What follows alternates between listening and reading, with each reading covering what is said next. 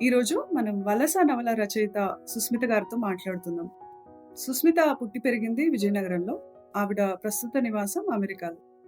కొత్తకాయగా బ్లాగుల కాలం నుంచి తెలుగుని ఆన్‌లైన్‌లో చదువుతున్న పాఠకులకు ఆవిడ బాగా పరిచయం. చాన్నాళ్ళ వరకు ఆ బ్లాగ్ వెనక మనిషి ఎవరికీ తెలీదు. ఆవిడ రచనలు మాట్లాడాలి, తను కాదు అనుకోవడమే దానికి కారణం అనుకుంటాను నేను. వలస నవలకు ముందు సుస్మిత 'మంచి వెన్నెల వేళ' పేరుతో తేనెలూరే తెలుగులో తిరుప్పావై పాశుర కథామాలికను ప్రచురించారు.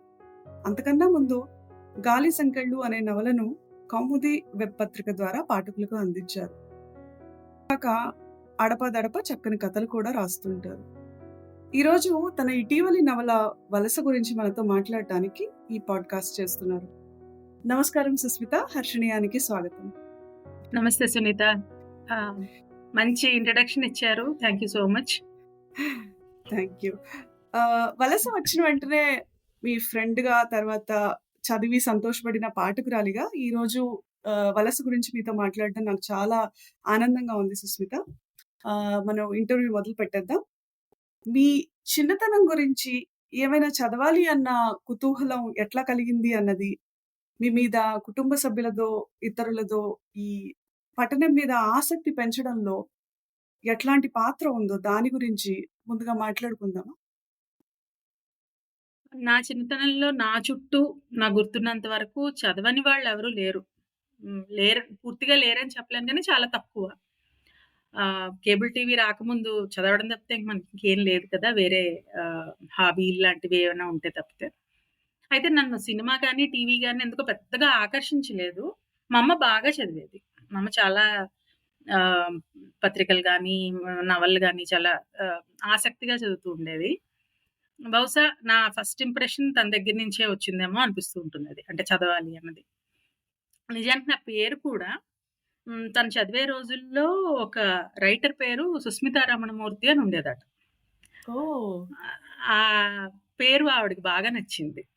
ఇంట్లో హ్మ్. మా తాతగారు సజెస్ట్ చేసిన పేరు వేరే ఉంది కానీ, ఆవిడ కేవలం ఆ పేరు అక్షరాలు రాసినవి చూసి ఈ పేరు చూడ్డానికి, చదవడానికి, మాట్లాడడానికి కూడా బావుంది అని నా పేరు అలా పెట్టుకుందనమాట.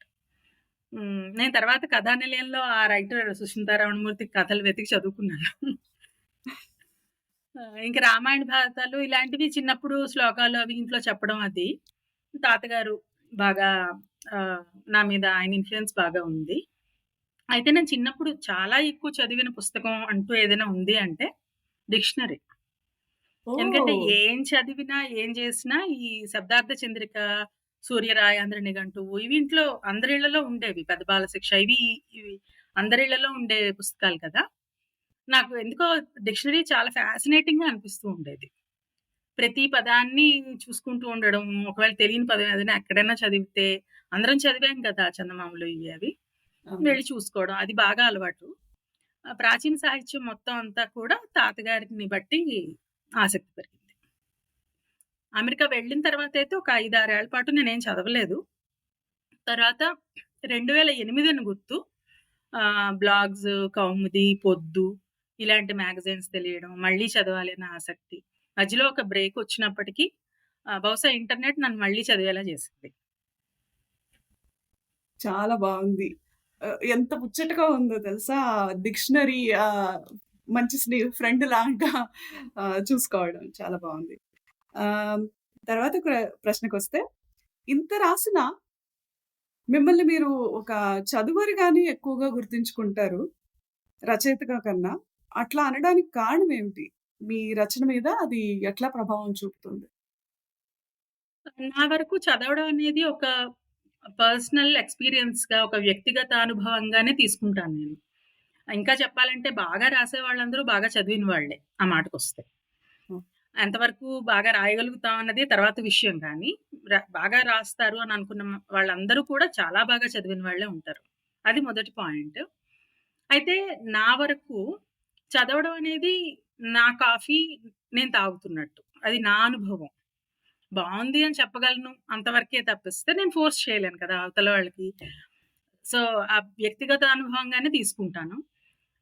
ఇంకొకటేంటంటే ఆల్రెడీ చాలా మంది రాసారు. చాలా సాహిత్యం వచ్చింది. అది చదవాలి అంటే ఒక జీవితకాలం సరిపోదు ఎవరికైనా కూడా.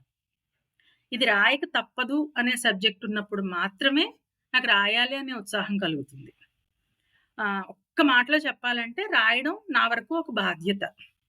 అది ఎంతవరకు అవసరమో, ఎంతవరకు కాలిక్యులేటెడ్‌గా జరుగుతుంది. చదవడం మాత్రం అనుభూతి. సో, ఆ రెండిటికి నా వరకు నాకు చాలా క్లియర్ డిస్టింక్షన్ ఉంది. బహుశా అందువల్ల నేను చదవడాన్ని ఎక్కువ ఇష్టపడతాను. ఎంత చక్కటి మెటఫోర్‌తో చెప్పారు. తర్వాత రాయటం బాధ్యత అనటం నాకు ఆహ్, ఎంతో నచ్చిన మాట. వలస మొదట ఎలా మొదలైంది? ఒక ఇమేజ్ కానీ, ఆలోచన గానీ, సంభాషణ గానీ, లేదా ఏదైనా మీరు పరిశీలించిన విషయం గానీ, లేదా వలస రాయటానికి ఒక ఒక స్పష్టమైన ఘటన గానీ, దీనివల్ల నేను రాసాను అన్నదేదైనా ఉందా? అలా ఉంటే దాని గురించి వివరిస్తారా? నాకు గుర్తున్నంత వరకు 2021 అప్పుడు పోస్ట్ పాండమిక్ అందరం పాడ్‌కాస్ట్‌లు బాగా వినడం అది ఎక్కువగా అయింది గదా! 'లెక్స్ ఫ్రీడ్‌మన్' పాడ్‌కాస్ట్‌లో 'గ్రైమ్స్' అని ఒక సింగర్ తను Elon Musk ex partner. So, తనొక మాట కాయిన్ జేసింది ఆ పాడ్‌కాస్ట్‌లో. అదేంటంటే హోమో టెక్నో అని. హోమో సేపియన్స్ ఆ తర్వాత రకం టెక్నాలజీతో పుట్టి పెరిగిన మనుషులు ఎవరైతే ఉన్నారో వాళ్ళని హోమో టెక్నో అని తను ఆ వర్డ్ కాయిన్ జేసింది. అది చాలా హ్మ్. అంటే వినగానే ఏంటిది అనిపించేలాగా, ఆలోచించేలాగా చేసింది. ఎందుకంటే 2000, 2000 తర్వాత 2005 తర్వాత దాదాపు ఆ టైంలో పుట్టిన పిల్లలందరికీ టెక్నాలజీ అనేది వాళ్ళ డైలీ లైఫ్‌లో ఒక భాగం. వాళ్ళ మెదడు ఎలా ఎఫెక్ట్ అవుతోంది, వాళ్ళెలాగ దాన్ని తీసుకుంటున్నారు, వాళ్ళ ఆలోచన ఎలా మారుతోంది. ఇవి పాండమిక్ ప్రభావం కొంత ఈ ఈ పదం నన్ను బాగా ఆహ్, ఎఫెక్ట్ చేసింది. ఆలోచించడం మొదలుపెట్టాను. అలా పాండమిక్ తర్వాత టెక్నాలజీ పిల్లల మీద ఎలా పనిచేస్తోంది అన్న ప్రశ్న, ఆలోచన 'సమీర' మొట్టమొదట నా మనసులో మెదిలేలా చేసింది. సో, 'సమీర' నా మనసులో పడిన మొదటి క్యారెక్టర్. తర్వాత ఇంకొకటేంటంటే కపుల్ ఆఫ్ థింగ్స్ ఉన్నాయి యాక్చువల్‌గా. శాన్ ఫ్రాన్సిస్కోలో నేను చాలా ఏళ్ళు పనిచేశాను. జెండర్ ఫ్లూయిడిటీ, ఫ్రీ ఎక్స్‌ప్రెషన్ ఇది నేను నా కళ్ళతో చూసాను. గమనించాను. ఆహ్, ఎందుకంటే San Francisco is almost like the pride town of America అని చెప్పొచ్చు. ఆహ్, చాలా దగ్గర నుంచి వాళ్ళని గమనించి, వాళ్ళతో ఇంటరాక్ట్ అయ్యి మాట్లాడగలిగే అవకాశం నాకు చాలా కొన్ని ఏళ్ల పాటు. అది కూడా ప్రత్యేకంగా ఏదో వాళ్ళని కలవడానికి వెళ్ళినట్టని కాకుండా, నా చుట్టుపక్కల, నా ఆఫీస్‌లో, రోడ్ మీద, నా ట్రావెల్‌లో చాలా మంది చాలా మందితో ఇంటరాక్షన్ ఉంది నాకు. ఇంకొక పాయింట్ ఏంటంటే నేను ఇన్స్యూరెన్స్ కంపెనీకి పనిచేస్తాను. IT side of insurance company. So, health coverage dynamics ఏంటి? Economy side of health care ఏంటి? ప్రపంచంలో వస్తున్న మార్పులేంటి? ఎలాంటి ఇన్వెన్షన్స్ జరుగుతున్నాయి? ఎటువైపు మనం వెళ్తున్నాము? ఇవన్నీ కూడా ఎకానమీ సైడ్ ఆఫ్ ఇట్. అది తెలుసుకునే అవకాశం నాకు నేను బిజినెస్ సైడ్ వర్క్ చేస్తాను కాబట్టి నాకది ఎక్కువుంటుంది. ఇవి నా ప్రాథమిక అవగాహనకి హెల్ప్ అయ్యాయి. అయితే వలస రాయడానికి ఆహ్, ఈ ఈ రూపం వలస తీసుకోవడానికి ముఖ్యమైన కారణం తురియా. ఆహ్, తురియా క్యారెక్టర్ నా మనసులోకి రావడానికి 'సమీర' తర్వాత చెప్పాలంటే. కారణం ఏంటంటే స్కూల్స్ నుంచి పిల్లలకి వచ్చే ఈమెయిల్స్‌లో సంబోధన మారిపోయింది. అది నా ఫస్ట్ అబ్జర్వేషన్. హి, షీ అని కాకుండా జనరల్‌గా దే అని పిలవడం. పిల్లల్ని ఒక న్యూట్రల్ ఆహ్, కాన్వర్సేషన్‌లో అవ్వచ్చు, దేనిలోనైనా అవ్వచ్చు. అలా అలా పిలవడం, ఆ సంబోధన మారడంతో అసలు ఏం జరుగుతోంది అని అబ్జర్వ్ చేయడం మొదలుపెట్టా. అక్కడ నాకు తురియా క్యారెక్టర్ నా దృష్టిలోకి వచ్చింది. సమీర, తురియా వీళ్ళిద్దరూ మొట్టమొదటి క్యారెక్టర్స్ నేననుకున్నవి. అక్కడి నుంచి వలస మొదలైందని నేను చెప్పగలుగుతాను. పాడ్‌కాస్ట్‌లో మొదలైందనమాట. బావుంది. వలస ఇప్పుడు ఈ ప్రశ్న మీరు చెప్పిన ఈ సమాధానం తర్వాత ప్రశ్న నాకు ఇంకాస్త ఆహ్, దాన్ని దానిలోని అర్థం తెలుస్తుంది. 'వలస' పూర్తిగా నిజ జీవిత అనుభవాల నుంచి పుట్టిన కథలాగే అనిపిస్తుంది. అటువంటి విన్నవో లేదా మీరు ఒకవేళ తెలుసుకున్న అనుభవాలను ఇప్పుడు ఈ కథలోకి మార్చారు కదా! ఇప్ ఆహ్, దీనికి ముందు మీరు చెప్పిన అనుభవాలన్నీ లేదా మీరు మనుషుల్ని రకరకాల మనుషుల్ని కలవడం గురించి మాట్లాడారు. వీటన్నిటిని కథలోకి తీసుకురావడంలో మీ పద్ధతి ఏంటి? ఎలా తీసుకొచ్చారు? ఆ! అంతకన్నా ఒక ఏలియన్‌ని సృష్టించి రాస్తే నేను చాలా సంతోషంగా రాసేసి ఉండేదాన్నేమో. ఇది కత్తి మీద సామని చెప్పొచ్చు. ఎందుకంటే నిజ జీవిత వ్యక్తుల గురించి, నా చుట్టూ ఉండే మనుషుల గురించి, నేను నోటీస్ చేస్తున్న మనుషుల గురించి, ఇంటరాక్ట్ అవుతున్న మనుషుల గురించి ఒక కథ అయినా, నవలైనా రాయాలి అంటే చాలా సున్నితంగా డీల్ చేయాలి. అది మొదటి పాయింట్. నిజం. ఏ పదాన్ని, ఏ ఎక్స్‌ప్రెషన్‌ని, ఏ క్యారెక్టర్‌ని నేను ఈజీగా తీసుకోలేదు. ఊహించి రాయలేదు. అయితే కేవలం నాస్టాల్జియా రాయడమో, లేకపోతే చరిత్ర రికార్డ్ చేయడమో, ఈ 2 ఈ నవల లక్ష్యం కాదు. అవి ఆటోమేటిక్‌గా జరుగుతాయి. కొంత నాస్టాల్జియా ఉంటుంది. కొంత చరిత్ర ఉంటుంది. ఈ నవల వర్తమానాన్ని, భవిష్యత్తుని ఈ రెండిటిని రికార్డ్ చేయాలి అన్నది నా ఉద్దేశం. అది ఎంతవరకు సక్సీడ్ అయ్యేది అన్నది చదివిన వాళ్ళు చెప్పాలి గానీ, ఈ నవల కోసం నేను ఎంచుకున్న పద్ధతయితే ఒకటే. ఎక్కడ నేను ఒక ఊహకి తావివ్వకూడదు అని.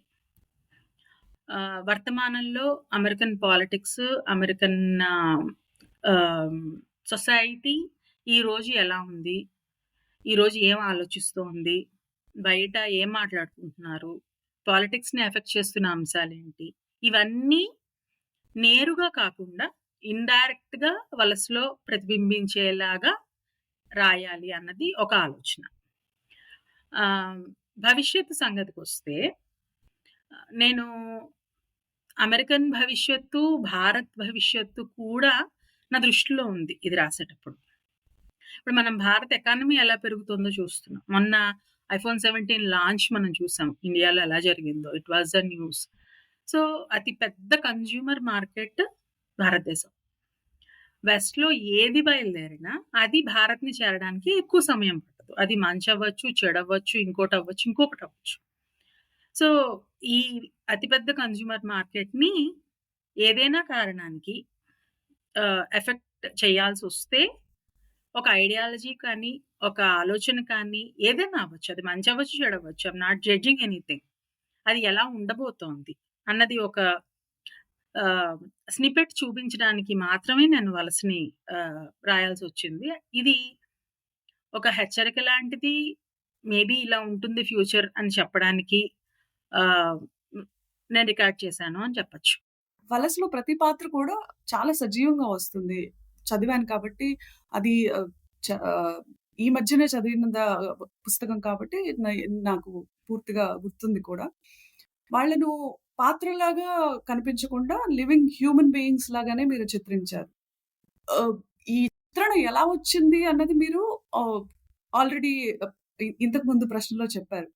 కానీ ఇలాగా లివింగ్ చూపించటానికి ఆలోచన ఏమిటి? మీ ఆలోచన ఏమిటి?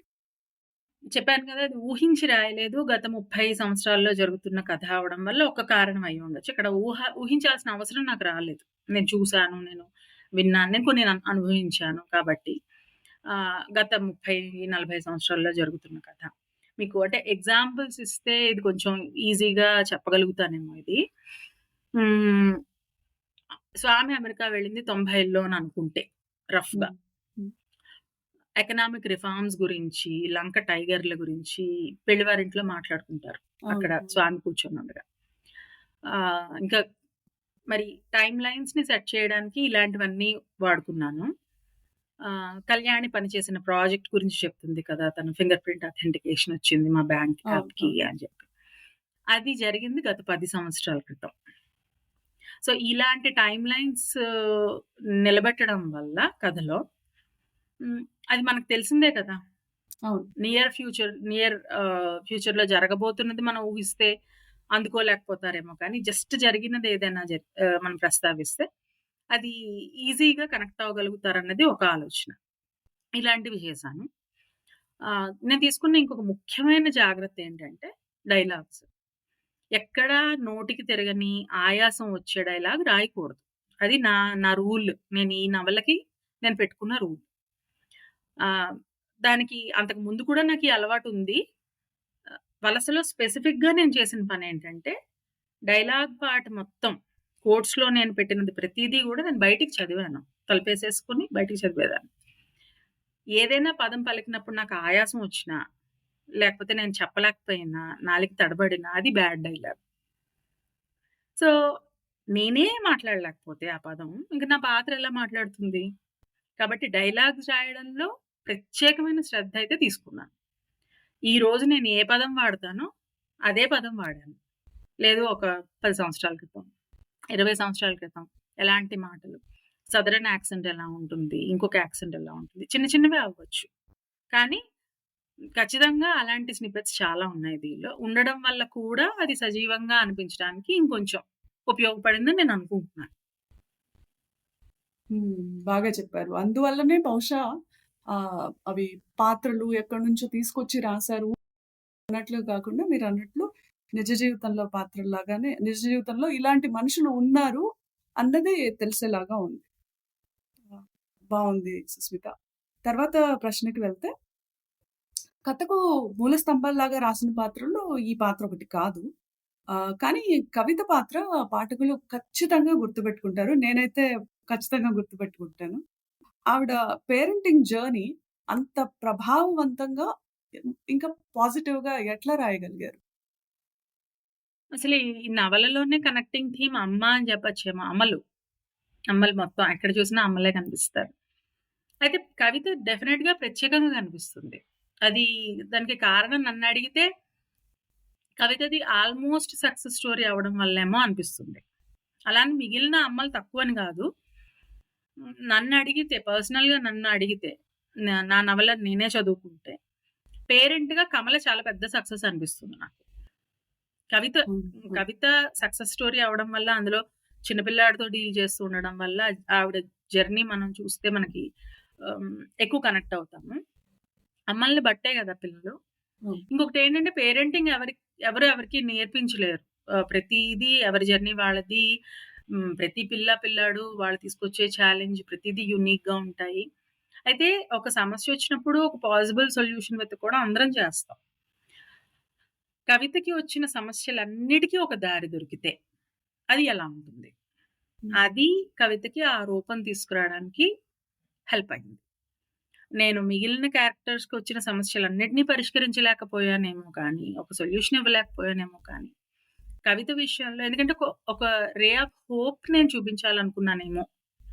అది అలా జరిగింది. నేను రాసేటప్పుడు ఇలా చెయ్యాలి అని నేను అనుకోలేదు కానీ, అన్నీ పక్కన పడేసి, తనకొచ్చిన సమస్యని హ్యాండిల్ చేయగలగడం అన్నది అందరం చేయలేం. ఒక్కొక్కసారి కొన్ని విషయాల్లో కాంప్రమైజ్ అవ్వాల్సొస్తుంది. పిల్లలకి హ్మ్. టైమ్ ఇచ్చి, యాక్టివ్ పేరెంట్‌గా ఉండి, ఇది అందరికీ దొరికే లగ్జరీ కాదు. అయితే అసాధ్యం కాదు. అలా చేస్తే ఎలా ఉంటుంది అని చూపించడానికి మాత్రం బహుశా కవిత ఉపయోగపడింది.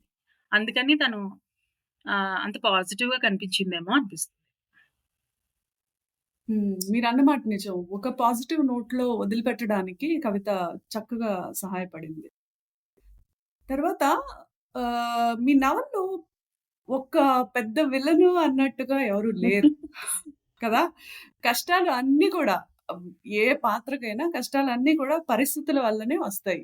ఇది మీరు ఉద్దేశపూర్వకంగానే చేసారా? డెఫినెట్‌గా. ఎందుకంటే జీవితంలో విలన్స్ ఉంటారని నేనైతే నమ్మను. నాతో విభేదించే వాళ్ళ షూస్‌లో నేను అడుగుబెట్టి వాళ్ళని అర్థం చేసుకోలేనేమో కానీ, మనిషి ఏదైనా ఒక ఆలోచన చేస్తే, లేదా అవతల వాళ్ళు నన్ను నొప్పించినా, నేను అవతల వాళ్ళని నొప్పించే పరిస్థితొచ్చినా, వాటికి చాలా ఫ్యాక్టర్స్ ఉంటాయి అని నేను నమ్ముతాను. నేను గమనిస్తాను. ఆహ్, హ్మ్. దానికి ఎగ్జాంపుల్ ఏంటంటే, ఒక కథ ఒకళ్ళకి నచ్చి, ఇంకొకళ్ళకి నచ్చకపోవడానికి కారణం ఏంటి? ఎవరి ఎక్స్‌పీరియన్సెస్ వాళ్ళవి కదా! నిజం. కాబట్టి పరిస్థితులు తప్పిస్తే ఎక్కడ ఒక మనిషి విలన్‌గా ఉండడం అన్నది నేనైతే నమ్మను.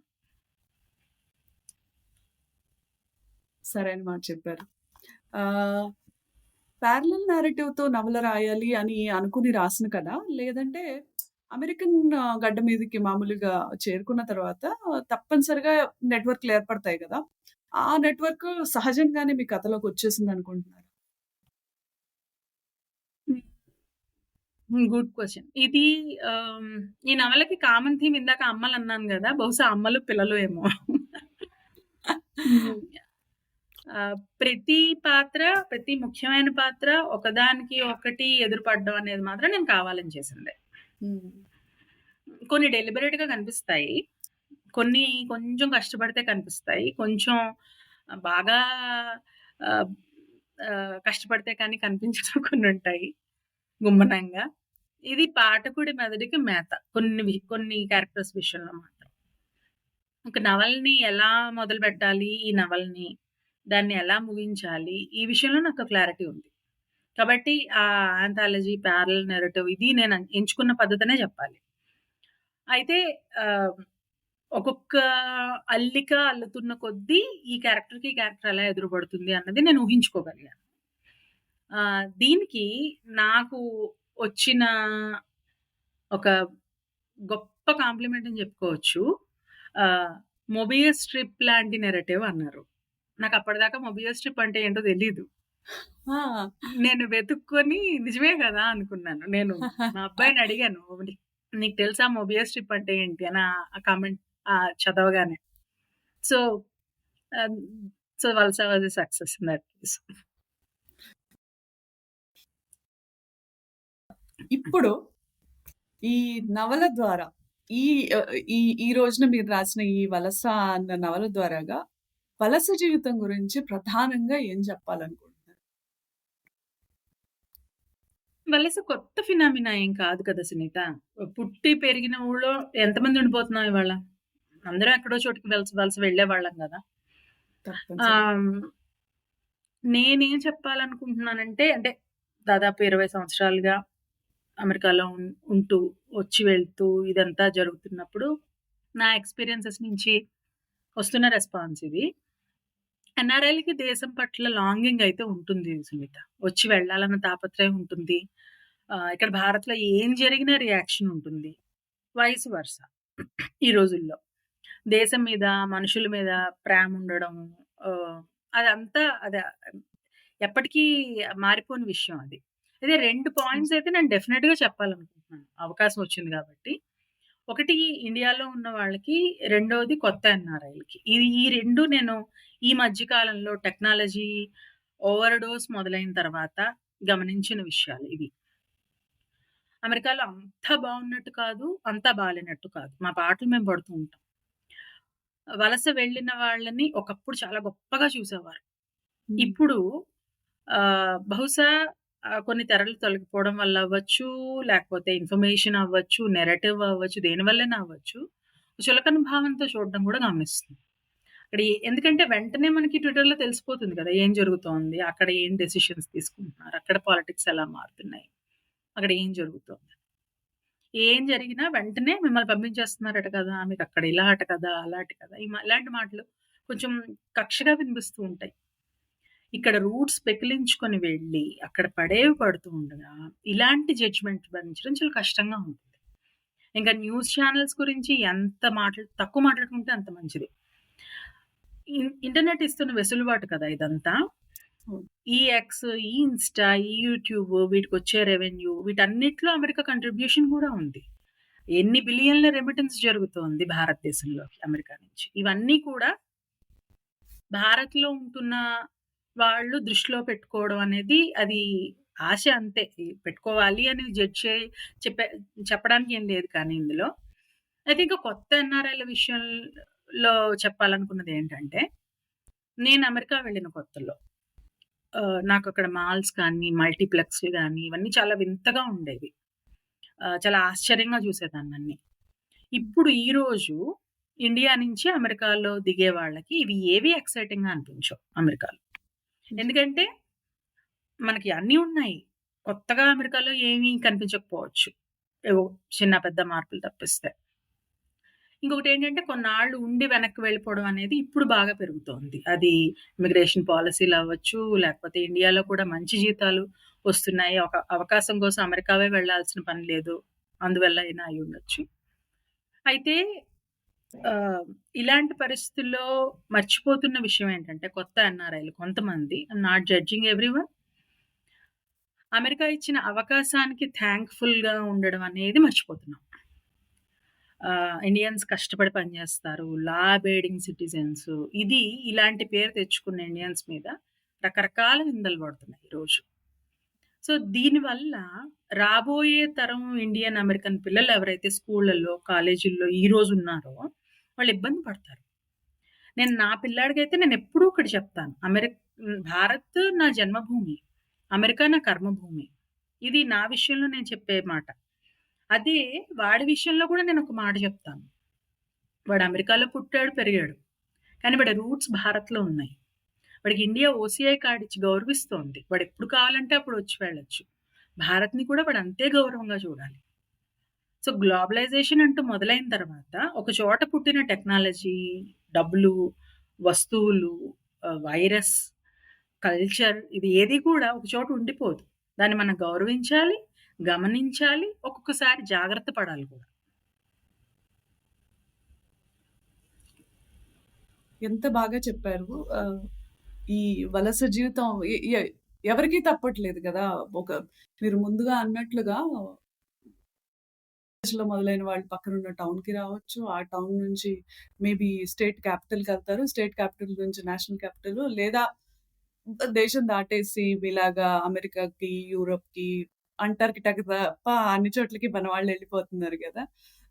తప్పనిసరిగా ఇవన్నీ ఉంటాయి. ఆహ్, చాలా కథలు ఇంతకు ముందు రాసినా కూడా ఈ నవల రాయవలసిన అవసరం ఉంది అన్నది ఆహ్, ఆహ్, మనకి కనిపించేలాగా చక్కటి ఉదాహరణతో కూడా చెప్పారు మీరు. ఈ వస్ వలసకు వచ్చిన వలస గురించి మాట్లాడుతున్నప్పుడు తరం మార్పులు చాలా దగ్గరగా చూసిన నవల. తరం మార్పుల్ని తల్లిదండ్రులు ఒకలాగా చూస్తారు. పిల్లలు ఖచ్చితంగా ఇంకొకలాగా చూస్తారు. ఆ వ్యత్యాసాన్ని మీ కథలో ఎలాగా రిఫ్లెక్ట్ చేశారు? ముఖ్యంగా ప్రశ్న ఏంటంటే, మీరు ఇద్దరి దృక్కోణాలను సరిగా రిఫ్లెక్ట్ చేశాను అనుకుంటున్నారా? ఇంకా లోతుగా లేదా తరచి చూడాలి అంటే ఒక చదివిన పాఠకురాలిగా అడుగుతున్నాను. ఒక సెక్షన్ ఆఫ్ రీడర్స్ మీరు తల్లిదండ్రుల పట్ల పక్షపాతంతో కథ రాసారు. అవతలి వైపు వాళ్ళ సంగతేంటి అని విమర్శిస్తారు అని మీకేమైనా అనిపిస్తుందా? అటువైపు కథని వినిపించే గొంతులు మీరు ఈ పాటికే చాలా వినున్నారు. తల్లిదండ్రుల కథని వినిపించే వాళ్ళు లేకపోవడం, తక్కువవడము, లేకపోవడము అసలు. దానివల్లే కదా మనం ఈరోజు పాడ్‌కాస్ట్ చేస్తున్నాము. వ్యక్తి స్వేచ్ఛ అయితే అవసరం. I'm all for it.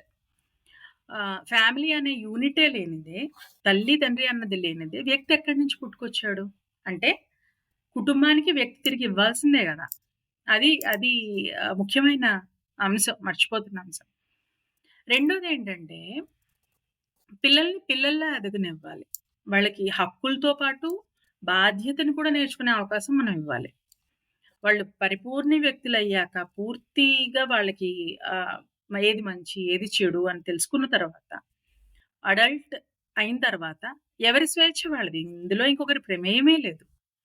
అయితే స్వేచ్ఛ అనే కాయిన్ తీసుకుంటే దానికి అవతల వైపు ఒంటరితనం ఉంటుంది అని చెప్పే మాట కూడా లేకపోతే, ఆ వాయిస్ లేకపోతే, న్యూక్లియర్ కుటుంబాలు కూడా ముక్కలైపోతే ఇంక ఉనికేముంటుంది వ్యక్తికి? ఇప్పుడు మనం జనాభా పెరిగిపోతోంది అనుకున్నంత సేపు పట్టలేదు గదా! యంగర్ జనరేషన్ లేకుండా దేశాలు కొలాప్స్ అయిపోవడానికి. ఇవన్నీ ఫ్యాక్టర్సే కదా! నా బాటమ్ లైన్ ఏంటంటే పిల్లల్ని ఎదగనిద్దాం. వాళ్ళు ఎదిగిన తర్వాత, వాళ్ళొక వ్యక్తిగా రూపుదిద్దుకున్న తర్వాత, వ్యక్తి స్వేచ్ఛ వాళ్ళ ఇష్టం. మనం ఇవ్వాల్సిందంతా ఇచ్చిన తర్వాత, ఆ మొక్క కాస్తుందో, పూస్తుందో, పండుతుందో, మనకి తిరిగిస్తుందో అది తర్వాత విషయం. ముందు దాని ఎదుగుదలకి మనం చేయాల్సింది మనం చేయాలి.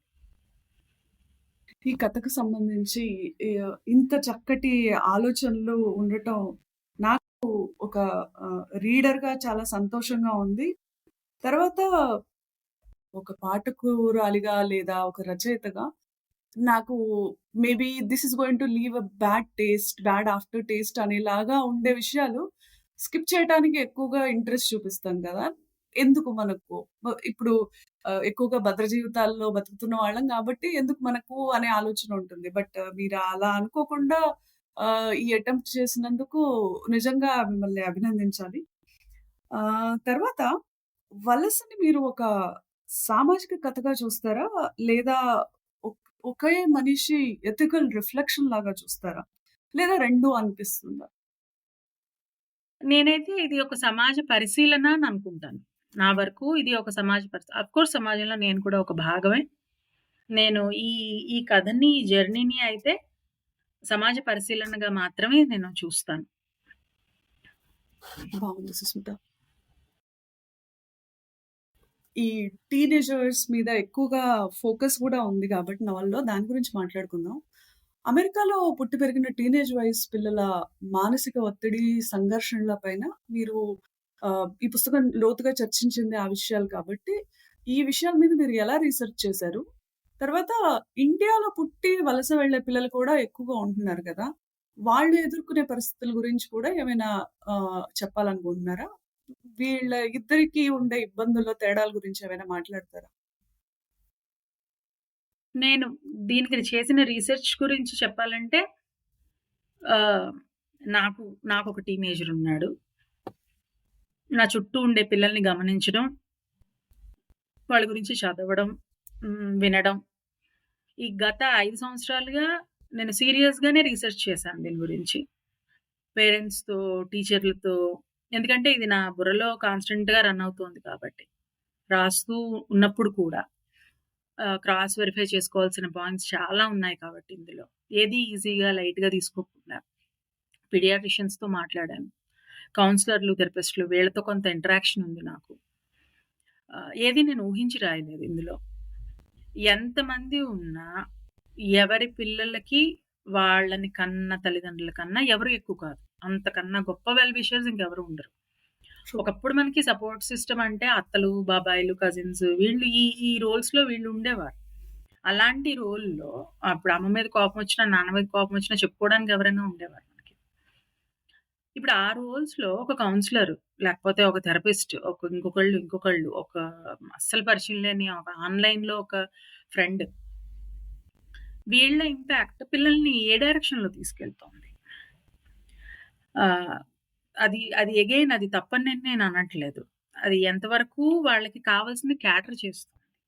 ఆ ఆలోచన రావాల్సింది మళ్ళీ తల్లిదండ్రులకే. ఎదిగే పిల్లల చుట్టూ నా వరకు నేను పర్సనల్‌గా నమ్మే విషయం ఏంటంటే, చాలా బలమైన వ్యక్తిత్వం ఉన్న తల్లిదండ్రులు కానీ, తల్లి కానీ, తండ్రి కానీ, కనీసం ఒక గ్రాండ్ పేరెంట్ కానీ ఉండాలి. ఆహ్, ఒక మొక్క ఎదగడానికి ఇచ్చే సపోర్ట్‌లా ముందు పెద్దవాళ్ళలో మానసిక దృఢత్వం ఉండాలి. అప్పుడు పిల్లలు బావుంటారు. ఇప్పుడు అమెరికాలో పుట్టిన అమెరికన్ పిల్లలైనా, ఇండియన్ ఆరిజిన్ పిల్లలైనా ఎవరైనా దాదాపు ఒకేలా పెరుగుతారు కదా! స్కూల్ సిస్టమ్ అవ్వచ్చు, ఆటలవ్వచ్చు, మ్యూజిక్ అవ్వచ్చు, వాళ్ళు ఎక్స్‌పోజ్ అయ్యేవి ఏవైనా అందరికీ దాదాపు ఒక్కలాగే ఉంటాయి. ఎదిగే పిల్లల మనసులో వాళ్ళ బుర్రల్లో డిసిప్లిన్, పర్పస్ ఈ 2 నాటుకుంటే చాలు. కొంతమంది ఏమంటారంటే ఆ కంపారిజన్ తీసుకొచ్చినప్పుడు ఇండియన్ ఆరిజిన్ పిల్లలకి, అమెరికన్ పిల్లలకి ఫ్యామిలీ స్ట్రక్చర్ గురించి మాట్లాడతారు. నేను ఒకటే సమాధానం చెప్తాను. అగైన్ పక్కన ఒక స్ట్రాంగ్ సపోర్ట్ ఉంటే, బ్రోకెన్ ఫ్యామిలీస్ నుంచి వచ్చిన ఒబామా, జేడీ వాన్స్ ఇద్దరు మళ్ళీ 2 పొలిటికల్ పార్టీస్‌కి సంబంధించిన వాళ్ళు కదా! 2 డిఫరెంట్ బ్యాక్‌గ్రౌండ్స్, ఎథెంటిసిటీస్ నుంచి వచ్చిన వాళ్ళు కదా!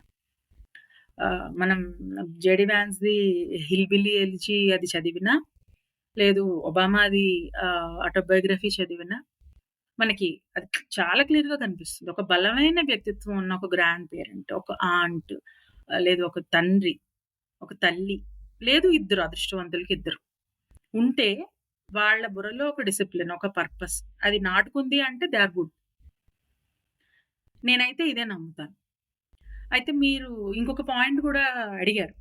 ఆహ్, ఇండియాలో పుట్టి, పెరిగి హ్మ్. ఆల్రెడీ ఒక సిస్టమ్ ఇక్కడ ఉంది కదా! వాళ్ళకి సపోర్ట్ సిస్టమ్ ఉంది. కంపారిటివ్‌లీ ఇంత అమెరికన్ కిడ్స్ అంత ఐసోలేటెడ్ కాదు ఇండియాలో పుట్టి పెరిగిన. వాళ్ళు అమెరికా కనుక వస్తే వాళ్ళు సులభంగా ఇమడగలుగుతారా అంటే పీర్ ప్రెషర్ తగ్గుతుంది. అది ఒక ఒకటి నేను చెప్పగలుగుతాను. వాళ్ళు చదవడానికి కానీ, వాళ్ళని వాళ్ళు ఎక్స్‌ప్రెస్ చేయడానికి కానీ, ఇలాగే రాయాలి, ఇలాగే చదవాలి అన్నది ఉండదు. అదొకటి నేను చెప్పగలుగుతాను. ఇంకొకటేంటంటే, ఒకప్పుడు ఇంగ్లీష్ మాట్లాడడం చాలా పెద్ద సమస్య అయ్యేది. ఇక్కడి నుంచి హ్మ్. వచ్చిన పిల్లలకి. ఇప్పుడు ఆ సమస్య లేదు.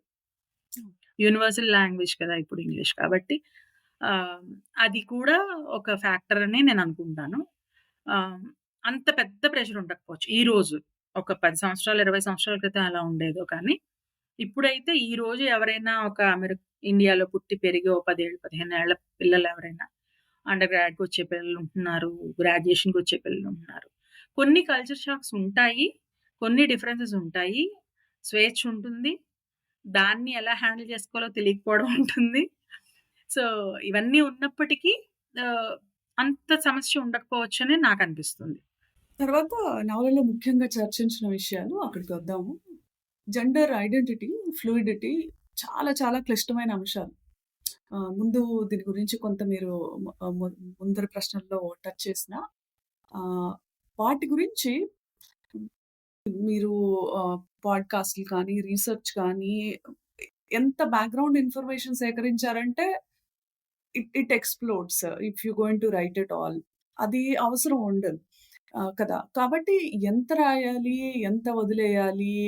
ఏది ఈ కథలోకి తీసుకురావాలి అన్నది ఎలా నిర్ణయించుకున్నారు? ఆ తర్వాత నాకొక the question that intrigued me is అసలు ముఖ్యంగా ఈ విషయాలు అమెరికన్ తెలుగు సమాజం అనండి, లేదంటే ఇక్కడి సమాజంలో గాని చర్చకు తీసుకురావడమే ముఖ్య ఉద్దేశ్యంగా ఈ నవల రాసారా? ఖచ్చితంగా. ఆహ్, సునీత చేపకి ఈత నేర్పక్కర్ల. ఒక మనిషికి నేనేంటి అన్న ప్రశ్న కలిగితే తన సమాధానం తను వెతుక్కుంటాడు. ఆ ప్రశ్న మీకు ఉంటుంది, నాకు ఉంటుంది, నాకు తెలిసి అందరికీ ఉంటుంది. ఈ నేను అనేది ఏంటి? అన్నదే ఒక బేసిక్ క్వెషన్. అది పేరా? లేకపోతే రూపమా? నేనెలా కనిపిస్తున్నానో అదా? నా బట్టలా? నా జెండరా? నా ఫ్యామిలీయా? నా బ్యాక్‌గ్రౌండా? ఏంటి అన్నది అది ఎవరి అవగాహనని బట్టి వాళ్ళకుంటుంది అని నేను నమ్ముతాను. నేను అనేదాన్ని ఎలా డిఫైన్ చేస్తారు? ఎవరికి వాళ్ళు డిఫైన్ చేసుకుంటారు. అయితే నేనిక్కడ చెప్పాలనుకున్న పాయింట్ ఏంటంటే, ఎదిగిన మనుషులు ఫుల్ గ్రోన్ అడల్ట్స్‌కి ఉన్న స్వేచ్ఛకి, ఎదుగుతున్న పిల్లలకి మనం ఇస్తున్న స్వేచ్ఛకి. దీనికి చాలా తేడా ఉంది. అందుకే కదా మనకి సెన్సార్ బోర్డ్‌లు ఎందుకున్నాయి? ఆ సర్టిఫికేట్స్ ఎందుకున్నాయి? ఎదిగే పిల్లలు రోజుకి 8, 9 గంటలు స్కూల్లో ఉన్నప్పుడు వాళ్ళకి మనం ఏం నేర్పుతున్నాం? ఎంతవరకు నేర్పొచ్చు? ఇప్పుడు ఎదిగాక ఓటు హక్కొస్తుంది. ఓటు హక్కుతో పాటు సంపాదిస్తాం మనం. టాక్స్ కడతాము. సో, కేవలం మనకి హక్కులే రావట్లా. బాధ్యతలు గూడా వస్తున్నాయి. అది పిల్లలకి తెలిసే వయసొచ్చినప్పుడు తెలుస్తుంది. వాడికి టాక్సేషన్ ఏంటి అన్నది మనం చెప్తాం తప్పిస్తే, ఒక ఇంట్రడక్షన్ ఇస్తాం తప్పిస్తే, అది కట్టాల్సిన టైం వచ్చినప్పుడే దానిలో పెయిన్ వాడికి తెలుస్తుంది. లేదు దానిలో బాధ్యత వాడికి తెలుస్తుంది. నేను టాక్స్ కడితేనే కదా రోడ్లుంటాయి అని అనుకోగలుగుతాడు. అంటే వీటన్నిటికి ఆహ్, ఆలోచన, వాళ్ళ అవగాహన వికసించడం చాలా అవసరం. అది తెలియని పిల్లలకి మనం ఎంతవరకు చెప్తున్నాం? ఎంత ఎక్స్‌పోజర్ ఇస్తున్నాము? వాళ్ళకి ఎంత నిర్ణయాధికారం ఇస్తున్నాం? ఇది ఎవరి పిల్లల గురించి ఆ పేరెంట్ ఆలోచించుకోవాలి. ఒకరిని పాయింట్ చేసి ఇది పలానా కథ ఇలా జరిగింది అని చెప్పడం వల్ల, దాని గురించి ఆలోచించే అవకాశం దొరుకుతుంది అన్నది నా ఉద్దేశం తప్పిస్తే, జడ్జ్‌మెంట్ అన్నది ఎక్కడా లేదు. ఎదిగాక మీ ఇష్టం. అప్పటికి 25 ఏళ్ళు వచ్చిన తర్వాత జుట్టు కట్ చేసుకుంటానంటే అమ్మ తిడుతుంది. 25 ఏళ్ల పిల్లని గూడా తిడుతుంది. అయితే వెనక్కి తిరిగి రాలేని డెసిషన్స్ తీసుకునేటప్పుడు ఎంత జాగ్రత్త అవసరం. యూ టర్న్ లేదు.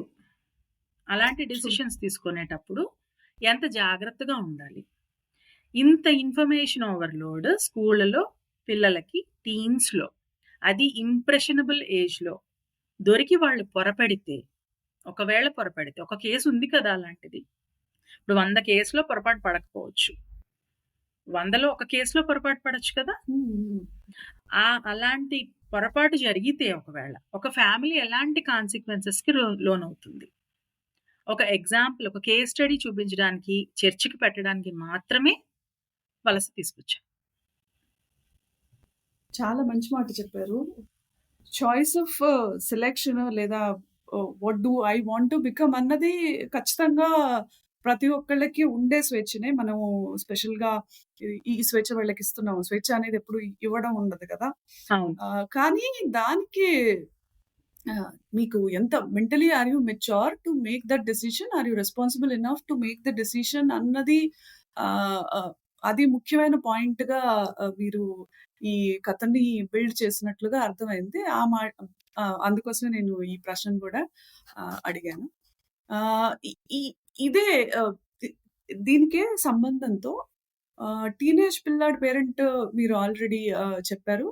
ఆహ్, సో, మీ పిల్లవాడితో పాటు చాలా మంది ఆ పిల్లల్ని కూడా చూస్తా ఉంటారు. టీనేజ్ పిల్లల్ని చూస్తుంటారు. వాళ్ళకి రకరకాల సమస్యలుంటాయి. ఈ పిల్లలకు సంబంధించిన విషయాల్లో ఎప్పుడు జోక్యం చేసుకోవాలి, ఎప్పుడు దూరంగా ఉండాలి అనే ఎథికల్ ప్రశ్న ఖచ్చితంగా మీరు పర్సనల్ కెపాసిటీలో లేదా సొసైటల్‌గా కూడా ఆహ్, ఎదుర్కొనే ఉంటారు. దీని గురించి మీరేం చెప్తారు? ఎక్కడి వరకు వెళ్ళాలి? ఆహ్, నేను చెప్పాలనుకున్నది, నేను చర్చకు తీసుకొని రావాలనుకున్నది ఈ పర్టిక్యులర్ క్వెషన్‌కి సంబంధించి మీరడిగినది. అంటే ఏది బోర్డర్? ఆ బోర్డర్ ఏ బోర్డర్ మనం దాటొచ్చు, ఏది దాటకూడదు టీనేజ్ పిల్లల విషయంలో. ఇది ఆహ్, నవలలో డాక్టర్ అమీని తీసుకొని నేను ఇది చర్చకు తీసుకొచ్చాను. అతని మాటల్లోనే చెప్పాలంటే పిల్లల చేతులకి మనం కత్తులివ్వం, కార్లివ్వం. రేపు ఆ పిల్లలే డాక్టర్ అయితే స్కాల్పెల్ తీసుకోవాలని మనం కోరుకుంటాం. దానికి అవసరమైన సపోర్ట్ మనకిస్తాం. సో, ఏది ఎప్పుడు ఎవరికి కరెక్ట్ అనేది డ్యూ కోర్స్ నిర్ణయం జరుగుతుందని నేను నమ్ముతాను. అందుకని నేను చెప్పాలనుకున్నవన్నీ డాక్టర్ అమీని చేత చెప్పించాను.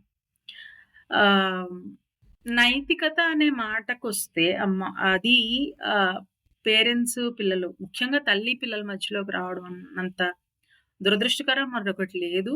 అలాంటి సందర్భం ఎవరికీ రాకూడదని నేను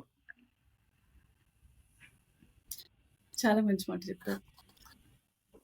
though it is debatable in today's time. Exactly. హా! ఈ ఈ అగైన్ ఇవి ఈ ఈ విషయాల్లో ఉన్న క్లిష్టతను బట్టి ఇప్పుడు స్కూల్‌లు గాని, ఇంతకుముందు మనకి కౌన్సిలర్ అన్న మాట తెలీదు. బట్ ఇప్పుడు అమెరికన్ స్కూల్స్‌లో of course it is a part of the schooling system. ఇండియాలో గూడా కౌన్సిలర్‌లు లేని స్కూల్స్ చాలా తక్కువ. వీళ్ళు పిల్లల జీవితంలో ఎట్లాంటి ప్రభావం చూపుతున్నారు అని మీ ఆలోచన? చాలా పెద్ద రోల్ ప్లే చేస్తున్నారు సునీత. ఎక్కడ ఏ స్కూల్‌లో చూసినా మీకు కౌన్సిలర్ లేని స్కూల్ లేదు. ఆహ్, ఈ వలసకి రెస్పాన్స్‌గా వాళ్ళ స్పందన రాసిన వాళ్ళు కూడా ఒకళ్ళిద్దరు ప్రస్తావించారు. వాళ్ళ స్పౌస్ యాక్చువల్‌గా she is a counsellor she is working around some counsellors counsellors ఉన్నారు. ఎక్కడ చూసినా వాళ్ళున్నారు. అయితే ఆహ్, చాలా పెద్ద రోల్ ప్లే చేస్తారు. అండ్ అగైన్ నేను కాలిఫోర్నియాలో ఉండేటప్పుడు జరిగిన ఒక విషయం చెప్తాను. ఎంత ప్రభావం చూపిస్తుంది టీనేజ్ పిల్లల జీవితంలో ఈ స్కూల్లు, కౌన్సిలర్‌లు అనడానికి ఎగ్జాంపుల్‌గా కాలిఫోర్నియాలో నీటికి రిస్ట్రిక్షన్ ఉంది నీళ్ళ వాడకానికి. మీరు లాన్‌కి ఎప్పుడు పడితే అప్పుడు, ఎలా పడితే అప్పుడు నీళ్ళు పెట్టడానికి ఉండదు. ట్యాప్‌లో ఇంతే ప్రెషర్ వస్తుంది. ఇలాంటి రెస్ట్రిక్షన్స్ ఉన్నాయి. ఎందుకంటే అక్కడ ఆహ్, నీళ్ళు ఎక్కువ లేవు కాబట్టి. స్కూల్‌లో కూడా ప్రతిరోజు నీళ్ళ పొదుపు గురించి మాట్లాడుతూ ఉంటారు. నేను అక్కడ ఉండే రోజుల్లో మా వాడు ఒక 4, 5 సంవత్సరాల వయసప్పుడు జరిగినదిది. ఎవరు బాత్రూమ్‌లోకి వెళ్ళినా బయట టైమర్ పట్టుకొని నిలబడేవాడు వాడు. ఓహ్! ఎవరు బాత్రూమ్‌లోకి వెళ్ళినా. వాడు బాత్రూమ్‌లోకెళ్తే టైమర్ ఆన్ చేసుకొని ఎళ్ళేవాడు. ఎవరైనా వెళ్తే బయటికి రా, బయటికి రా అనేవాడు బయట నుంచి. ఎందుకు? స్కూల్‌లో చెప్పినందుకు. అంత ఇంప్రెషనబుల్ పిల్లలు. Very, very true. Very true. తల్లిదండ్రులతో సమానంగా మనం గురువుని కూర్చోబెట్టడం ఊరికే కూర్చోబెట్టం గదా! అయితే వెరీ అన్‌పాపులర్ ఒపీనియన్ కౌన్సిలర్‌లు గురించి మాట్లాడితే. నన్నడిగితే టీచర్‌లకి డౌన్ టైమ్ ఇవ్వాలనుకున్నప్పుడు వాళ్ళని కౌన్సిల్ చేయనివ్వాలి. అంతే తప్పితే టీచింగ్, పేరెంటింగ్ ఇలాంటివి తెలియని వాళ్ళకి డిగ్రీలున్నంత మాత్రాన కౌన్సిలర్‌గా పిల్లలతో అంత క్లోజ్ ఇంటరాక్షన్‌కి అవకాశం ఇవ్వడం అనేది నా వరకు నా పర్సనల్ ఒపీనియన్ అది చాలా పొరపాటు. ఎందుకంటే you don't have a stake in the game. So, టీచర్లకి వాళ్ళకి ఒక డౌన్ టైమ్ ఇవ్వాలనుకున్నప్పుడో, వాళ్ళు ఆహ్, చేస్తామని వాలంటీర్ చేసినప్పుడో, కౌన్సిలర్‌గా వాళ్ళని ఉంచడం అనేది better thing than just hiring some random counsellor అని నా ఉద్దేశం. నా వరకు అయితే నా ఒపీనియన్ అది.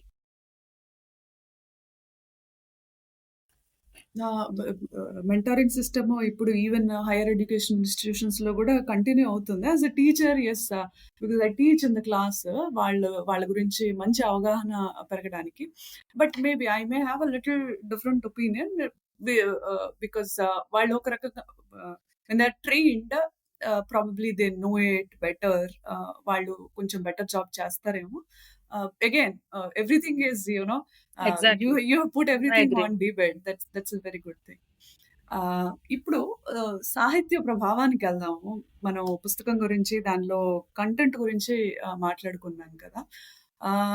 మీరు నాకు ఒక పాఠకురాలిగా చాలా వ్యాసాలు చదువున్నాను, కథలు చదువున్నాను. ఇప్పుడు నవల స్నేహితురాలిగా తెలిసిన దాన్ని బట్టి ఈ ప్రశ్న అడుగుతున్నాననమాట. మీరు పురాణేతిహాస వాంగ్మయం చాలా చాలా చక్కగా చదువుకున్నారు. తర్వాత ప్రాచీన, ఆధునిక తెలుగు రచయితల్ని, ఆహ్, తెలుగు మాత్రమే కాదు, ఇంగ్లీష్ కూడా చాలా చదువుతుంటారని నాకు పర్సనల్‌గా తెలుసు. బ బట్ తెలుగు రచయితల్ని చాలా ప్రేమగా చదువుకుంటారు. లేదా వాళ్ళ ప్రభావం ఎక్కడైనా ఈ నవలలో చూపించాలి అనుకున్నారా? మనం నమ్మేవి, మనం మాట్లాడేవి ఇవన్నీ కూడా జీవితానుభవాలు అంటాం కదా! మనం మాట్లాడేవి కానీ, మనం చెప్పేవి గానీ ఏవైనా అవన్నీ మన జీవితానుభవాల నుంచే వస్తాయి. అలాగే రాసేవన్నీ కూడా సబ్‌కాన్షియస్‌గా మనం ఎక్కడో చదివినవో, మనం ఎక్కడో డెఫినిట్‌గా ఎక్కువగా చదివినవే అని నాకనిపిస్తూ ఉంటుంది. మన పఠనానుభవం నుంచే మనం రాసేది వస్తుందేమో. ఏది కొత్తగా సృష్టించలేము అని సైన్స్ కూడా ఒప్పుకుంటుంది కదా! అని నాకనిపిస్తుంది. We just recycle. అది ఆహ్, ఆహ్, అది చెప్పిన తర్వాత నా రచయితలు ఉన్నారా వలసలో అంటే, నా అభిమాన రచయితలందరూ ఉన్నారు. నేను టీన్స్‌లో చదివిన నవలల ప్రభావం డెఫినిట్‌గా ఉంది. నాకు అమెరికాని పరిచయం చేసింది మల్లాది వెంకట కృష్ణమూర్తి నవలలు. 'అంకుల్ శామ్', 'స్రవంతి' ఈ 2 నవలలంటే నాకు చాలా ఇష్టం. ఈ రెండిటికి వలసలో నేను డైరెక్ట్ ట్రిబ్యూట్ ఇచ్చాను. నవల మొదలు, ముగింపు ఈ 2 మీరు అబ్జర్వ్ చేసే ఉంటారు. 'వేటూరి పాట'తో మొదలైంది. ఇది కాక కమల చదివిన పుస్తకాల ప్రభావం తన వ్యక్తిత్వం మీద ఉంది అన్నట్టు ఆ క్యారెక్టర్ డిజైన్ చేసి ఉంటుంది. తర్వాత ఇంకొక ఇంట్రెస్టింగ్ యానెక్డోట్ ఏంటంటే, ఉష ప్రస్తావించిన కన్నడ ఉష. తను ప్రస్తావించిన 'అమెరికాదల్లి గోరూరు' అది సాహిత్య academy award winning travelogue America గురించి. సో, ఇలా పుస్తకాలు, రచయితలు చాలా మంది ఉన్నారు నవలలో. కొన్ని మీరు కూడా గమనించి ఉంటారు. డెఫినిట్‌గా ఉంది. డెఫినిట్‌గా వాటి ప్రభావం నవల మీదైతే ఉంది. తర్వాత ఇది out of my personal curiosity ఈ క్వెషన్. గ్రాంధికం అనంలేండి. మీ తెలుగులో ఒక బ్యూటీ ఉంటుంది. చాలా సుందరంగా, కాస్త పాతగా, ఇప్పుడు రాస్తున్నట్టు కొలోక్వియల్ కాకుండా అట్లాంటి తెలుగు రాయడం మీద మీకు చాలా చక్కటి పట్టుంది. ఇది ఎన్నో సార్లు ఎందరో మెచ్చుకున్నారు. కానీ ఇది ఆధునిక రీతుల పైన ఈ నవల రాశారు. ఈ రాస్తున్నప్పుడు వీటి రెండింటిని కలపాలని అనిపించిందా? ఒకవేళ ఆహ్, కలప్ ఒకవేళ ఎక్కడైనా కలిపితే ఆ తూకాన్ని ఎట్లాగా పట్టుకొచ్చారు? ముందుగా thank you for saying that. అయితే నేను గత 30, 40 సంవత్సరాల్లో మాట్లాడుతున్న తెలుగు రాయడానికే ప్రయత్నం చేశాను. ఆ టైమ్ లైన్స్‌లో జరిగిన కథ కాబట్టి. ఎక్కడ అనవసరమైన వర్ణన కానీ, లేకపోతే ఊహించడం కానీ, రచయితగా నేనొచ్చి మాట్లాడడం కానీ, బరువైన స్పీచ్ కానీ, డైలాగ్స్ గానీ లేకుండా చూసుకున్నాను. ఆ జాగ్రత్త అయితే పడ్డాననే అనుకుంటున్నాను. రోజువారీ మనం మాట్లాడిన పదాలు గానీ, ఎక్స్‌ప్రెషన్స్ కానీ వీలైనంత వరకు ఎక్కడ వాడలేదు. మరీ తప్పని 1, 2 బరువైన సందర్భాల్లోనో, లేకపోతే తేలికైన సందర్భాల్లోనో కొన్ని తప్పలేదు. కానీ వీలైనంత వరకు పెద్ద పెద్ద డైలాగులు మాట్లాడకుండా, వీలైనంత వాళ్ళకి తక్కువ డైలాగులు ఇవ్వడం వల్ల ఎస్కేప్ అయ్యానని అనుకుంటున్నాను. ఎందుకంటే ఇది నేను పాత భాషలో రాస్తే నాకు బావుండొచ్చు కానీ చదివే వాళ్ళకి బావుండదు. అందువల్ల వీలైనంత వరకు కొంతమంది డిసప్పాయింట్ అయ్యారు గూడా. నేను ఆ భాష వాడలేదు అని. బట్ చాలా ఛాలెంజింగ్ సునీత. చాలా ఛాలెంజింగ్. మొదటి డ్రాఫ్ట్ అయిన తర్వాత 5, 6 సార్లు ఎడిటింగ్ జరిగింది. అదయిన తర్వాత మాత్రమే మొదటిసారి బయటికి పంపించాను. అంటే ఇంత ఫిల్టర్ చేశాక.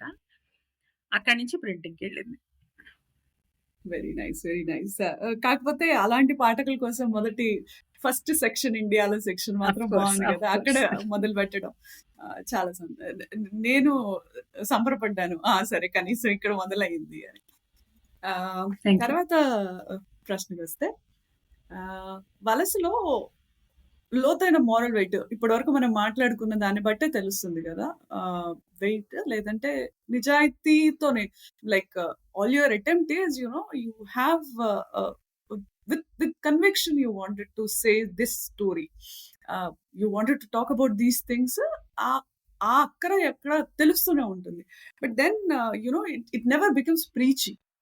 ఎక్కడ కూడా అనవసరంగా ఉపదేశాలు ఉండవు. దాదాపుగా సంభాషణలోనే సాగిపోతుంది. ఇట్లాంటి ఒక సంతులనం మీరు ఎట్లా పట్టుకొచ్చారు నవలలో?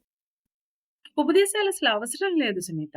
ఎందుకంటే ప్రతి మనిషికి ఒక స్థిరమైన అభిప్రాయం ఉంటుంది. ఎవరిని ఎవరు మార్చలేం. అలాంటప్పుడు ఆవేశంగా ప్రీచిగా డైలాగ్స్ చెప్పి ఏం ప్రయోజనం? ఇది మనిషిలో ఒక మార్పు, ఒక ఎవల్యూషను, ఒక ఎంపతి ఇది ఎప్పుడొస్తుందంటే జీవితానుభవం నుంచి వస్తుంది. తప్పితే ఎవరు ఎవరిని మార్చలేరు.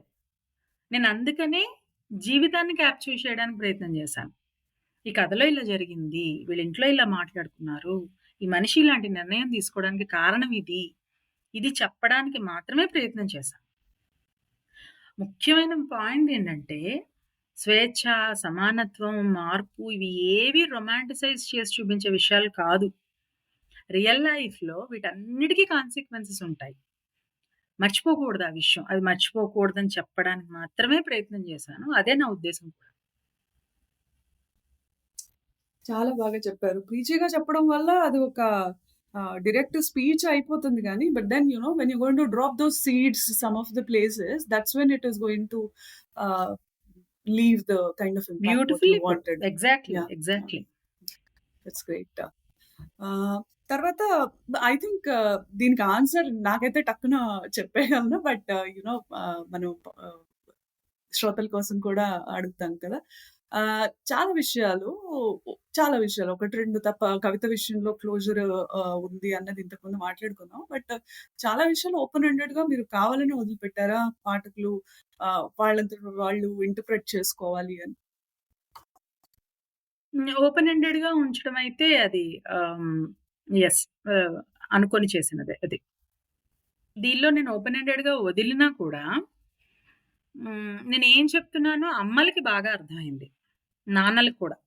బహుశా ఆ రోజు రాత్రి వాళ్ళ పిల్లల్ని దగ్గరగా పొదువుకొని పడుకొని ఉంటారు. మన దాకా ఏ బూచి రాదు. మనం చాలా బాగున్నాం, బావుంటాం. ఇది ప్రతి మనిషి ప్రతి పూట అనుకుంటాడు. లేకపోతే మనం బతకలేం. అయితే బయట ఇలాంటి బూచులున్నాయి సుమా అని చెప్పడం నా ఉద్దేశం. అది కూడా మంచేదో, చెడేదో పూర్తిగా నిర్ణయించుకోలేని పిల్లల విషయంలో మాత్రమే. పెద్దవారి విషయానికొస్తే యూ డూ యూ. ఈ నవల ఎక్కడ ముగించాలో నేను నిర్ణయించుకొని అక్కడ ఆపేయడానికి కారణమైతే ఇదే. ఓపెన్ ఎండెడ్‌గా వదిలేయడానికి కారణమైతే డెఫినిట్‌గా ఇది. పిల్లల విషయంలో మాత్రమే జాగ్రత్త, జాగ్రత్త, జాగ్రత్త. Very true. That's why it never becomes judgmental. అది బావుంది. ఇప్పుడు so that's where you left the novel. ఇప్పుడు దాని తర్వాత మీరు ఈ పుస్తకం తర్వాత ఎట్లాంటి సంభాషణలు, చర్చలు ఒకవేళ మొదలవుతాయి అని ఎక్స్‌పెక్ట్ చేస్తున్నారు? లేదా మొదలు కావాలని మీరు ఆశిస్తున్నారు? అమెరికాలో ఇలాంటివి జరుగుతున్నాయని, లేకపోతే అందరూ సంతోషంగా లేరని రాసినందుకైతే నన్ను బాగా తిట్టుకుంటారు. చర్చలు జరుగుతున్నాయి. అది సెన్సిటివ్ టాపిక్ కదా! పిల్లలనేసరికి కొంత హెసిటేషన్ ఉంటుంది మాట్లాడడానికి. Very true. కొంతమంది పొలిటికల్లీ కరెక్ట్‌గా ఉండాలనుకోవచ్చు. అన్నీ బయటకి రాలేకపోవచ్చు. అయితే మనసులో ఆలోచన అయితే పుట్టిందనే అనుకుంటున్నాను అంతే. బావుంది. తర్వాత ఇది maybe very ancillary kind of question. పాఠకుల్లో ఇప్పటికి చాలా మంది చదవడం మొదలుపెట్టారు కదా! 'శంకర్' లాగా కొన్ని చిన్న పాత్రలున్నాయి. వాటి పట్ల కొన్ని సందేహాలున్నాయి. సో, ఇలాంటి చిన్న పాత్రలు, చిన్న చిన్న పాత్రలు కొన్ని ఉన్నాయి. అవి కథలో ఎట్లాంటి బరువు మోస్తాయి? ఎందుకని వాటిని తీసుకొచ్చారు? Glad you mention Shankar. Sunitha, ఇప్పుడు ఒక పెద్ద మెషిన్ ఉందనుకోండి, దానిలో ఒక చిన్న స్క్రూ లేకపోతే ఏమని అనుకోగలుగుతామా? రిస్క్ తీసుకోగలుగుతామా? నేనైతే శంకర్ లేని వలసన నేను ఊహించలేను. కనెక్ట్ నేరుగా వాచ్యంగా నేను చెప్పకపోవచ్చు. అయితే ఆలోచించి చూస్తే, జాగ్రత్తగా చూస్తే 2 అతి ముఖ్యమైన పాత్రలతో కనెక్ట్ ఉన్నది, కైండ్ ఆఫ్ వాటిని నిలబెట్టింది శంకర్. నేను అరటిపండు ఒలిచి నోట్లో పెట్టకపోవచ్చు, కానీ పాఠకుడు కనుక ఆ పజిల్ విప్పుకోగలిగితే, కలిగే ఆ హైతో పోలిస్తే, సంతోషంతో పోలిస్తే, నేను ఆ క్యారెక్టర్‌ని అన్‌డెవలప్డ్‌గా వదిలేశాను అన్న మాట పడడానికి నేను సిద్ధపడ్డాను. ఇది ఎవరికో కొంతమందికి మాత్రమే అందుతుంది. ఏంటి క్యారెక్టర్ ఇలాగ అన్‌డెవలప్డ్‌గా వదిలేశారు అన్నప్పుడు, నేనైతే నన్నెవరైనా డైరెక్ట్‌గా అడిగితే నేను అది ఒకటే సమాధానం చెప్తాను. నాకు బెనిఫిట్ ఆఫ్ డౌట్ ఎందుకివ్వరు? ఏమో ఏదో ఉందేమో. ఏమో ఏదో ఉందేమో. చాలా మంది చదివి ఈ క్వెషన్ అడిగిన వాళ్ళందరికీ this is the again answer from Sushmita. చదివిన తర్వాత ఫేస్‌బుక్‌లో నేను పెట్టిన క్యారెక్టర్ ఇంట్రడక్షన్స్ అవి అసలు మొదటి జ్ఞానం అదే గదా! పాఠకుడికి. క్యారెక్టర్ ఇంట్రడక్షన్స్ ఒకవేళ ఇప్పుడు వెళ్లి చదువుకుంటే it comes full circle. Character introductions చదివి, నవల చదివి, మళ్ళీ ఒక్కసారి గనక రివిజిట్ చేస్తే that gives you the complete picture. Maybe ఆ లూజ్ ఎండ్స్ అని ఏదనుకుంటున్నారో అవి కంప్లీట్ అయిపోతాయేమో. మంచి హోంవర్క్ కూడా ఇచ్చారు. Nice sir. ఇప్పుడు మీరు బాగా చాలా స్టూడియస్ చదివారు. ఎంతో చక్కగా చదువుకుంటారు. ఇప్పుడు నవల కూడా ప్రచురించారు. ఇంతకు ముందు కూడా వచ్చింది. బట్ ఇది ఇది almost very serious kind of venture. ఈ ప్రయాణం మొత్తంలో వలస మీకు ఏం నేర్పింది? ఒక వ్యక్తిగా కానివ్వండి, ఒక రచయితగా కానివ్వండి. వాట్స్ ద కాంట్రిబ్యూషన్ ఆఫ్ వలస ఇన్ దట్? వలస అంటే again I have to go back to 'గాలి సంకెళ్ళు' 10 సంవత్సరాల క్రితం రాసాను. 'గాలి సంకెళ్ళు' దాదాపు 2014. నిజానికి నవల స్ట్రక్చర్ మీద ఎలాంటి అవగాహన లేకుండా ఒక పెద్ద కథ రాసుకెళ్ళిపోయినట్టు రాసుకెళ్ళిపోయాను. దాంతో పోల్చుకుంటే వలస నాకొక్క పాఠం. ఒక లెర్నింగ్. నవల కోసం ఎలా ప్లాన్ చేసుకోవాలి, ఇది అర్థమైంది నాకు. లూజ్ ఎండ్స్ ఎలా ముడివేసుకోవాలి, ముందు వెనకలకి వెళ్ళి ఎలా మార్పు చేసుకోవాలి, సర్కిల్ ఎలా కంప్లీట్ చేయాలి. ఇది నేర్చుకున్నాను నేను. వలస రాస్తూ నేర్చుకున్నాను. 3 సంవత్సరాల లాంగ్ జర్నీ ఇది. ఇది వలస నాకు నేర్పిన విషయం అని నేను అనుకుంటున్నాను. ఇది రచయితగా. వ్యక్తిగా అంటే ఎప్పుడూ నమ్మే విషయమే. ఇంకొకసారి నాకు అది నిరూపణ అయింది. శ్రద్ధగా నేను చేయాల్సిన పని ఇది. నేను చెయ్యాలి అని ఒక మంచి ఉద్దేశంతో ఏదైనా పని చేస్తే దానికి అన్నీ కలిసొస్తాయి. నేను నమ్ముతాను. గాఢంగా నమ్ముతానది. అదే జరిగింది వలస విషయంలో. Universe conspires. అది ఇంకొకసారి ప్రూవ్ అయింది నాకు. ఆల్కెమిస్ట్ హెల్ప్ చేశాడన్నమాట. చాలా సంతోషం. మీరు ఎంత చదువుకున్నారో నాకు కొంచెం అవగాహన ఉంది. మొత్తం ఖచ్చితంగా తెలీదు. మీ చదువు గురించి, అభిమాన రచయితలు, రచనల గురించి ఏమైనా చెప్తారా? తర్వాత ముఖ్యంగా ఇప్పుడు కొత్త రీడర్స్ బాగా యాడ్ అవుతున్నారు తెలుగు రీడింగ్ స్పేస్‌కి.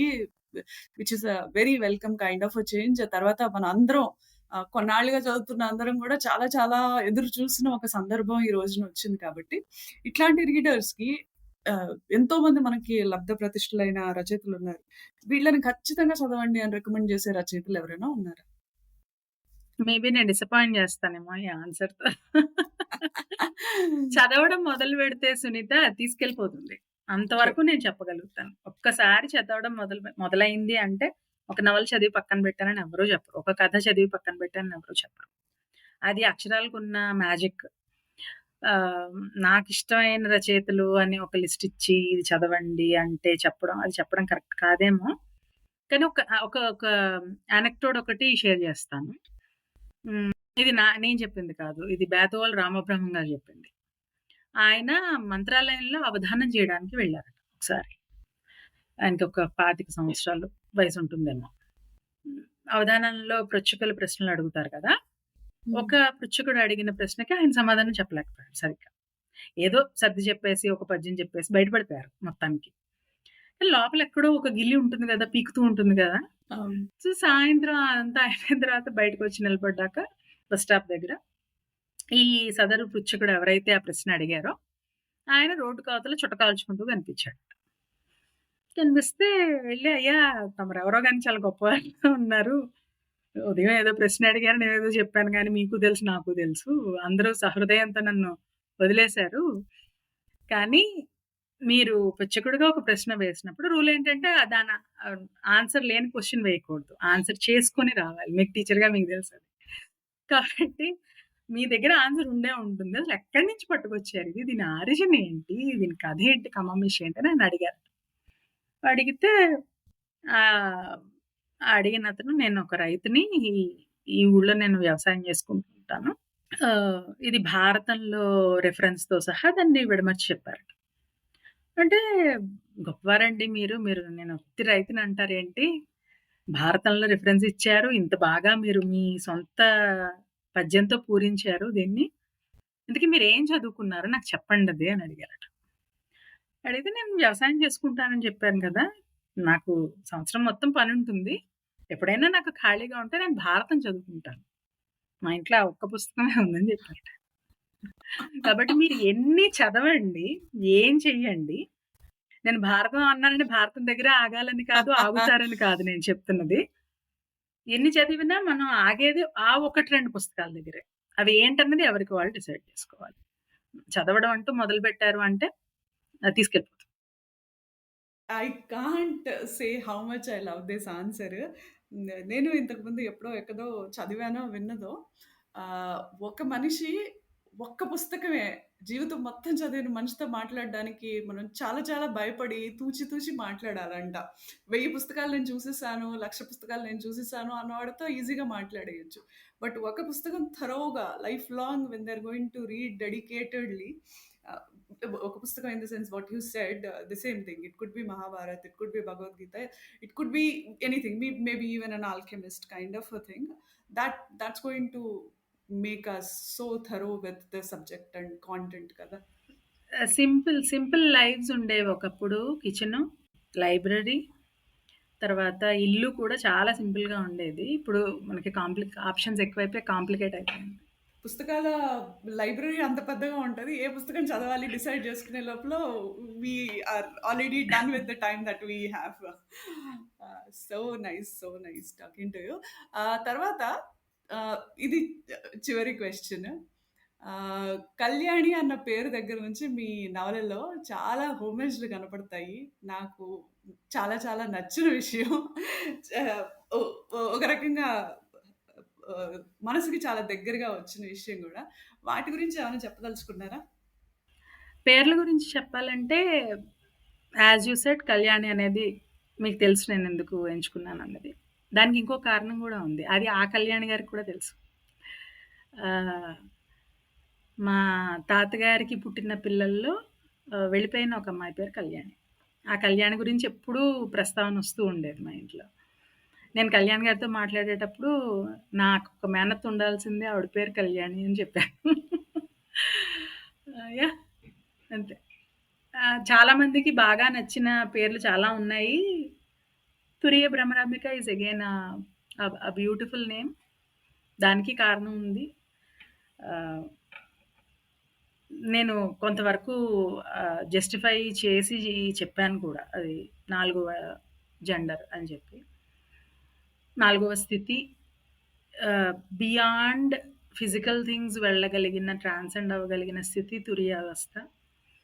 మనిషి వెళ్ళాల్సింది అటు కానీ, నేను అంటే నా శరీరం అని అనుకునేది దాటి వెళ్ళగలిగితే మనం చాలా చేయగలుగుతాము. చాలా చూడగలుగుతాము. ఆ క్యారెక్టర్‌కి ఆ పేరు పెట్టడమే ఎంతో it's as you said it's a very well thought kind of name for the character కదా! అందుకనే అంత బాగా సెట్ అయింది. ఆహ్, వలస గురించి ఎంత సంతోషంగా ఉంది సుస్మిత ఈ పాడ్‌కాస్ట్ ఇట్లా చేయటం. వలస గురించి మనం ఇంత విపులంగా మాట్లాడుకోవడం నాకు చాలా నచ్చింది. ఈ పుస్తకం తన టార్గెట్ ఆడియన్స్‌ని తప్పకుండా చేరాలని, మీరు ఈ నవల రాసిన ఉద్దేశ్యం ఏదైతే ఉందో ఖచ్చితంగా సఫలం కావాలని నేను మనస్ఫూర్తిగా కోరుకుంటున్నాను.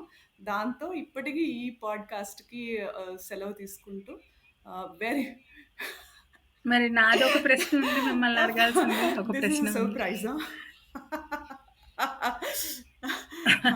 యాహ్! This is surprise.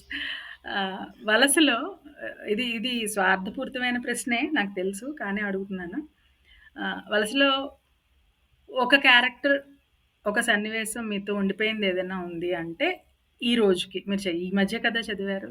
ఏముందని మీరు చెప్తారు? That's a very good question. But you should have given me a little heads up. Maybe one character that would stay with me. I don't know if I'm going to stay with this answer after a well thought out of kind of a decision, but అవును. అవును. ఖచ్చితంగా it's going to be Swami. The way he handled వాళ్ళ ఇంట్లో జరిగిన పరిస్థితి మొత్తాన్ని ఒక ఈ కుటుంబాన్ని పెకిలించుకొని పోయి అమెరికాలో పెట్టి అక్కడ ఒక neutral family and is a very చాలా బాధ్యతలు ఉన్న మనిషి. As a medical doctor, he is always expected to be there on call, kind of a thing. Then ఆ కుటుంబంలో జరుగుతున్న పరిస్థితులన్నిటికి సపోర్ట్ సిస్టమ్ పెద్దగా లేదు. వాళ్ళ అమ్మగారు వస్తారు, తర్వాత after she's no more, the things they go through, వాళ్ళ వైఫ్కి సంబంధించి కానీ అమ్మాయికి సంబంధించి కానీ అదంతా అతను ఎట్లాగా హ్యాండిల్ చేశాడు అన్న విషయాన్ని చాలా చాలా చక్కగా రాసుకొచ్చారు. దానికి సంబంధించింది కళ్యాణి స్వామి గారికి మధ్యలో జరిగిన ఎక్స్చేంజెస్ కానీ, where they are going to kind of save one another. These are some things probably which are going to stay with me. That's like the quick kind of answer that I can give. And with this, I really offer so many best wishes and love to Valasa from Harshaniyam and me personally. Thank you so much, Susmita. Thank you, Sunita.